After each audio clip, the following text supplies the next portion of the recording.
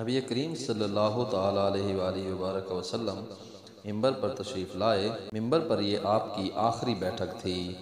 آپ صلی اللہ علیہ وسلم دونوں شانوں سے چادر لپیٹے ہوئے تھے اور سر مبارک پر ایک پٹی باندھ رکھی تھی۔ آپ نے حمد و ثنا کے بعد فرمایا، لوگو میری بات سنو۔ چنانچہ لوگ آپ کی طرف کلام مبارک سننے کے لیے متوجہ ہو گئے۔ پھر آپ نے فرمایا، اما بعد، یہ قبیلہ انصار کے لوگ آنے والے دور میں تعداد میں بہت کم ہو جائیں گے۔ پس محمد کی امت کا جو شخص بھی حاکم ہو اور اسے نفع و نقصان پہنچانے کی طاقت رکھتا ہو تو انصار کے نیک لوگوں کی نیکی قبول کرے اور ان کے برے کی برائی سے درگزر کرے۔ صحیح بخاری حدیث نمبر 927۔ نبی کریم صلی اللہ علیہ وسلم جمعہ میں 2 خطبے دیتے اور دونوں کے بیچ میں بیٹھتے تھے۔ خطبہ جمعہ کے بیچ میں یہ بیٹھنا بھی مسنون طریقہ ہے۔ صحیح بخاری حدیث نمبر 928۔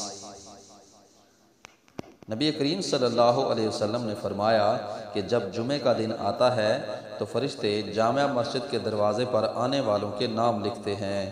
سب سے پہلے آنے والا اونٹ کی قربانی دینے والے کی طرح لکھا جاتا ہے، اس کے بعد آنے والا گائے کی قربانی دینے والے کی طرح، پھر میڈھے کی قربانی کا ثواب رہتا ہے، اس کے بعد مرغی کا، اس کے بعد انڈے کا۔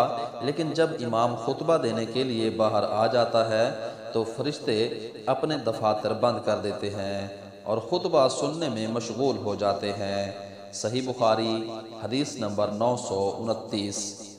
ایک شخص آیا، نبی کریم صلی اللہ علیہ وسلم جمعہ کا خطبہ دے رہے تھے۔ آپ نے پوچھا کہ اے فلاں، کیا تم نے تحیۃ المسجد کی نماز پڑھ لی؟ اس نے کہا کہ نہیں۔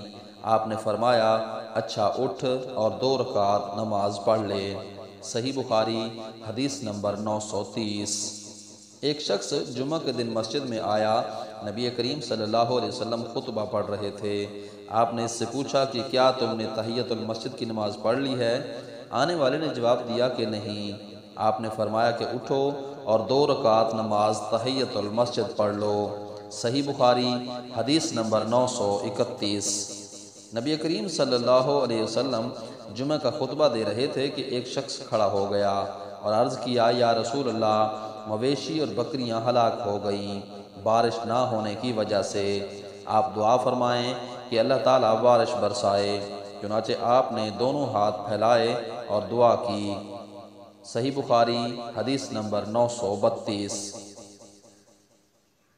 ایک مرتبہ نبی کریم صلی اللہ علیہ وسلم کے زمانے میں قحط پڑا۔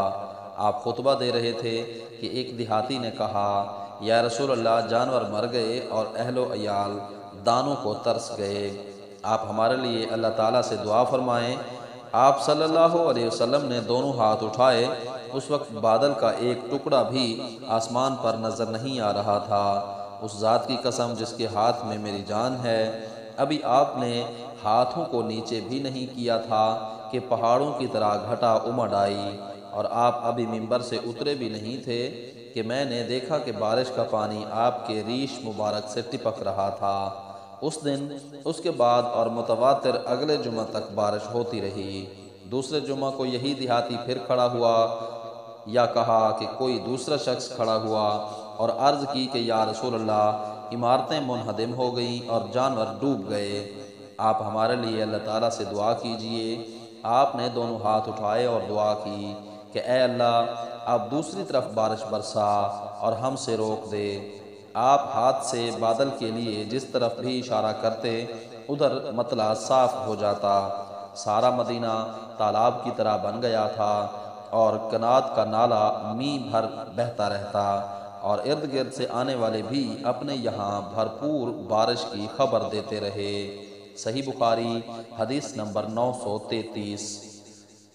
رسول اللہ صلی اللہ علیہ وسلم نے فرمایا، جب امام خطبہ جمعے کا خطبہ دے رہا ہو اور تو اپنے پاس بیٹھے ہوئے آدمی سے کہے کہ چپ رہے، تو نے خود ایک لغو حرکت کی۔ صحیح بخاری حدیث نمبر 934۔